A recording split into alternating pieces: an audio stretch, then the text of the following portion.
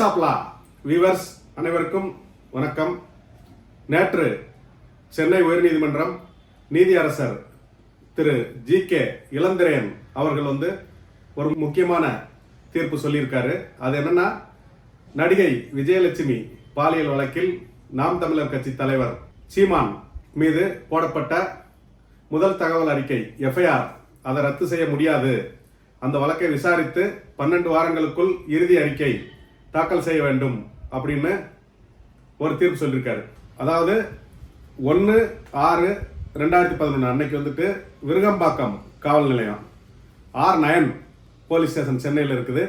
அதில் நடிகை விஜயலட்சுமி என்ன சொல்றாங்கன்னா, சீமான் என்னை திருமணம் செய்து கொள்வதாக கூறி பலமுறை கட்டாயப்படுத்தி மிரட்டி அந்த ஆபாச வீடியோக்களை போட்டோக்களை எல்லாம் காட்டி உடலுறவு வைத்தார். அதன் பின்பு திருமணம் செய்து கொள்ளாமல் ஏமாற்றி விட்டார் அப்படின்னு ஒரு புகார் கொடுக்குறாங்க. அப்போ என்னன்னா, அவங்களுக்கு தெரியும் அந்த 2011 ஜூன் மாதம் அதிமுக ஆட்சி வந்துருச்சு.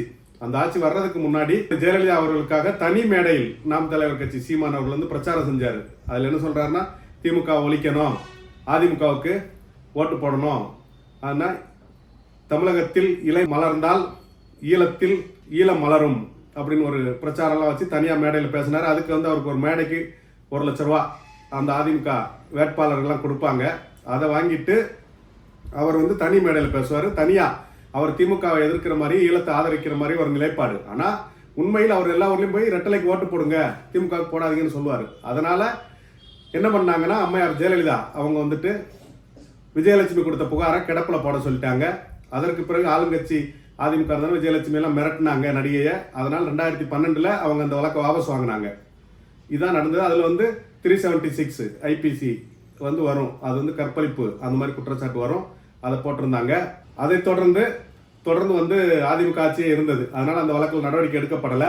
நடவடிக்கை எடுக்கப்படாமல் மீண்டும் அந்த விஜயலட்சுமி 2023 மீண்டும் விஜயலட்சுமி ஒரு புகார் அங்கே கொடுத்தாங்க, என் வழக்கில் நடவடிக்கை எடுக்கணும்னு சொல்லி. இதுவரைக்கும் எஃப்ஐஆர் நிலுவையில் தான் இருந்தது. சார்ஜ் ஷீட் எதுவும் பதிவு செய்யப்படல. அதனால் இவங்க அந்த எஃப்ஐஆரை முதல் தகவல் அறிக்கையை ரத்து செய்ய வேண்டும் என்று சீமான் சார்பாக சென்னை உயர்நீதிமன்றத்தில் தாக்கல் செய்யப்பட்ட வழக்கு, அதான் குவாஸ்டி எஃப்ஐஆர் அப்படின்னு போட்டிருந்தாங்க. அந்த வழக்கில் அவங்க புகார்தார் 2 முறை வாபஸ் வாங்கியிருக்காங்க. வாபஸ் வாங்கி லெட்டரை எழுதி கொடுத்துருக்காங்க. அதனால் அதன் அடிப்படையில் அந்த முதல் தகவல் அறிக்கையை ரத்து செய்ய வேண்டும் அப்படின்னு சொல்லி மூத்த வழக்கறிஞர் சீனியர் அட்வொகேட் ஜான் சத்யன் அவர்கள் வாதிட்டு இருக்காரு.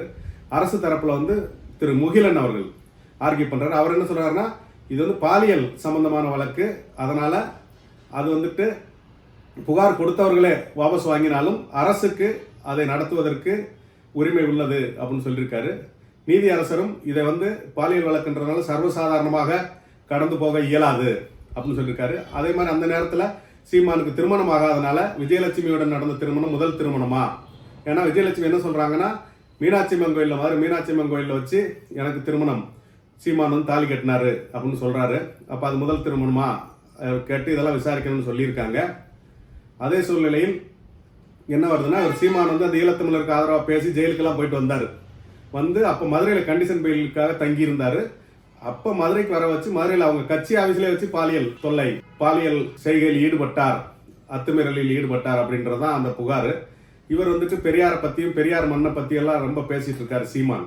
ஆனால் பெண்கள் விஷயத்தில் இவர் எப்படி நடந்து கொண்டார் அப்படின்றது இது உலகத்துக்கே தெரியும். இப்போ பெரியாரை பற்றி பேசுனது எல்லா ஊர்லேயும் அவருக்கு சம்மன்கள் வந்துட்டு இருக்குது.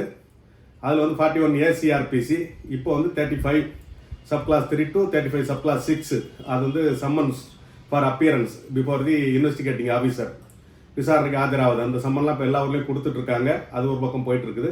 எனி டைம் இந்த சர்ச்சைக்குள்ளே இருக்கிற ஒரு சீமான் அவர் இந்த வழக்கை அவரை போட்ட குவாஸ்டி எஃப்ஐஆர் வழக்கை டிஸ்மிஸ் பண்ண நீதியரசர் அவர்கள் என்ன சொல்லியிருக்காங்க, 12 வாரத்துக்குள் இறுதி அறிக்கை தாக்கல் செய்ய வேண்டும் அப்படின்னு ஒரு உத்தரவு பிறப்பிச்சிருக்காங்க. இது கிரிமினல் ஓபி CRL OP 21670/2023 21/670/2023 என்ற கிரிமினல் ஓபி வழக்கில் தீர்ப்பு சொல்லப்பட்டிருக்குது. இந்த வழக்கு சம்பந்தமாக அவங்க 164 ஸ்டேட்மெண்ட், 164னா நீதிபதி அவர்கள் முன்பு ரகசிய வாக்குமூலம். அது எங்கன்னா செங்கல்பட்டு கோர்ட்ல ஏற்கனவே விஜயலட்சுமி கொடுத்துருக்காங்க. அதனால அதை வச்சே இவருக்கு தண்டனை கொடுக்க முடியும், கன்விக்ஷன் கொடுக்க முடியும். 164 ஸ்டேட்மெண்ட் ரொம்ப முக்கியமானது. அது கொடுத்துருக்காங்க இவர் மேல நீதிபதிட்ட ரகசிய வாக்குமூலம் தனக்கு என்ன நடந்ததுன்றத 2023 அவங்க கொடுக்கறதுல என்ன சொல்றாங்கன்னா, இவர் வந்து என்ன 7 முறை கட்டாயப்படுத்தி கருக்கலைப்பு செய்ய வைத்தார் அப்படின்னு அந்த புகார்ல சொல்றாங்க. கட்டாயப்படுத்தி மிரட்டி உடலுறவு கொண்டார், திருமணம் செய்வதாக ஏமாற்றி உடலுறவு கொண்டார், அதுக்கப்புறம் வந்துட்டு கட்டாயப்படுத்தி கருக்கலைப்பு செய்ய வைத்தார். இந்த மாதிரிலாம் வந்து சார்ஜஸ் வருது. இது 2008 டு 2011 அந்த காலகட்டத்தில் இவர் வந்து இந்த மாதிரி உடலுறவு வச்சுக்கிட்டாரு, மிரட்டி பாலியல் தொந்தரவு செய்தார் அப்படின்றதான் அந்த வழக்கு. இப்போ வந்துட்டு அந்த வழக்கில் அதே வழக்கு வந்து சென்னை உயர்நீதிமன்றத்தில் விஜயலட்சுமி நேரில் ஆஜராகி என்ன நடந்ததுன்னு வாக்குமூலம் கொடுக்கணும்னு சொல்லியிருந்தாங்க. அதுக்கு விஜயலட்சுமி நேரில் வரல. இவங்க வந்து என்ன பண்ணிட்டாங்கன்னா, அதை காம்ப்ரமைஸ் பண்ணி பணம் கொடுத்து, அதெல்லாம் நீங்கள் மீடியாக்களில் செய்திகள் எல்லாம் பார்த்துருப்பீங்க. அது வரல விஜயலட்சுமி நேரில் நீதிமன்றத்துக்கு. அது வேற நீதியரசர் முன்னாடி வந்த வழக்கு.